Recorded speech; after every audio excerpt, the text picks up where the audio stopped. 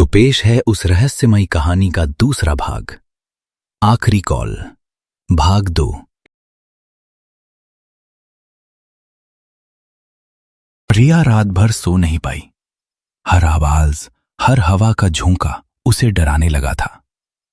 सुबह जब सूरज की रोशनी कमरे में आई तो लगा जैसे कुछ भी नहीं हुआ हो, लेकिन वो फोटो अब भी टेबल पर थी और अब उसके पीछे एक नई लाइन लिखी थी।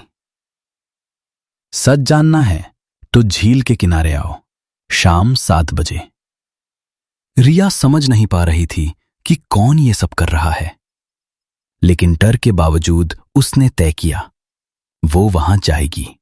शाम को जब वो झील के पास पहुंची तो वहां कोई नहीं था। बस हवा में एक ठंडक थी और पानी में धुंध की परछाई। अचानक उसके मोबाइल की घंटी बजी। वही अननोन नंबर। इस बार उसने बिना सोचे उठाया। आ गई ना? वो वही धीमी आवाज थी, ठंडी लेकिन साफ। रिया कांपती आवाज में बोली, तुम कौन हो? हंसी की हल्की गूंज आई। तू भूल गई मुझे रिया? हम दोनों तो एक ही हैं। रिया पीछे मुड़ी और देखा झील के किनारे वही औरत खड़ी थी। चेहरा वैसा ही, बस आंखें पूरी काली।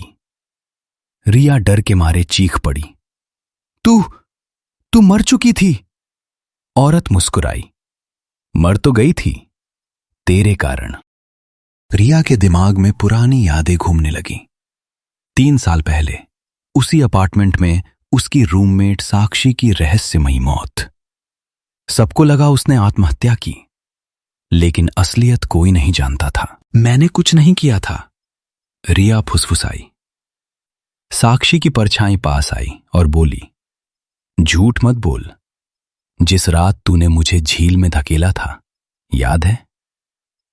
रिया के चेहरे से रंग उड़ गया। वो पीछे हटने लगी, लेकिन जमीन फिसलन भरी थी। उसका पैर फिसला और वो झील में गिर गई।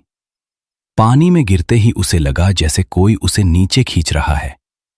साक्षी की आवाज गूंजी, अब तेरी बारी है रिया। पानी शांत हो गया। सिर्फ मोबाइल की स्क्रीन झील के किनारे चमक रही थी। Missed call, unknown number.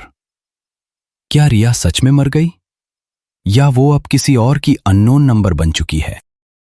ऐसे ही कहानियां देखने के लिए चैनल को सब्सक्राइब और वीडियो को लाइक कीजिए।